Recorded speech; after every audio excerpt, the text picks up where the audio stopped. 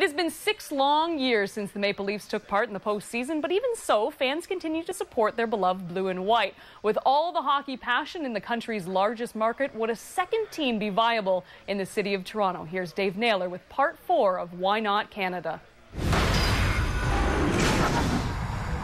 It was a quiet Monday in June until the Toronto Maple Leafs announced they had a new captain.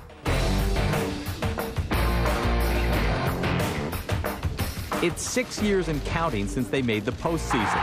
But in a hockey-mad country, no team has more demand or makes more money than the Toronto Maple Leafs. Clearly, the amount of corporate sponsorship that the Leafs are able to achieve, without revealing numbers, I would estimate that you would see the Leafs probably being close to equaling all the other teams across the country in total. Hockey fervor can be found in any of Canada's 6 NHL cities. What makes Toronto different is its sheer size. There are 5.7 million people who call the Toronto metropolitan area home. It represents about 50% of the Ontario economy, and that would represent about 15% of the Canadian economy. To put Toronto's economic might into perspective, consider it has almost double the number of head offices that Montreal does, more than 3 times Calgary's total, and roughly 9 times that of Ottawa. So how much unsatisfied demand is there for NHL hockey in the Greater Toronto area? We asked the market research firm IMI to find out. There's about 800,000 people in the GTA right now that have hockey or NHL hockey as a passion that haven't been able to attend a game in the past 2 years.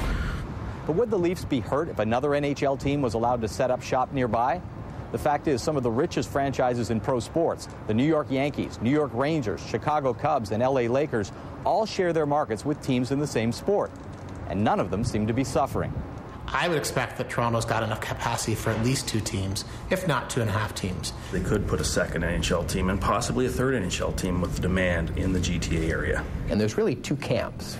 Camp A says it's great. There's nothing better for your team than to have a rival down the street. There is another camp that says the opposite, that says being a monopoly in your environment is the way to be. The Leafs are firmly in that camp.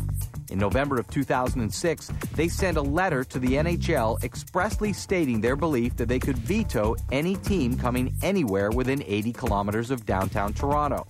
Though the Leafs turned down a request to discuss this issue on camera, the NHL did not. We don't believe they have any rights in that regard. We were very clear in our court filings to that effect. Whether or not a franchise moves to another location is a league decision.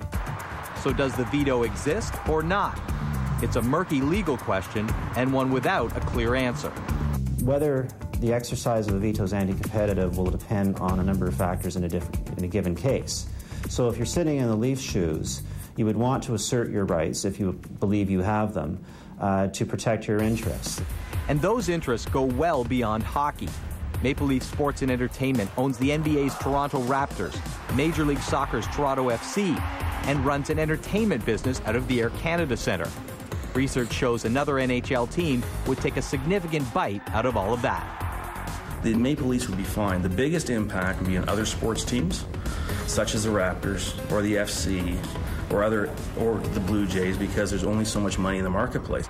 One way around the Leafs' perceived right to protect their territory, in theory, is with money. But paying off the Leafs, paying an expansion or relocation fee, and then building an arena would add up to a hugely expensive proposition. You're talking about getting to a pretty big number here, probably pushing close to $1 billion. That's what it's going to cost. I have no idea. It's not anything we've looked at. How does Toronto stack up in terms of landing and keeping a second NHL franchise?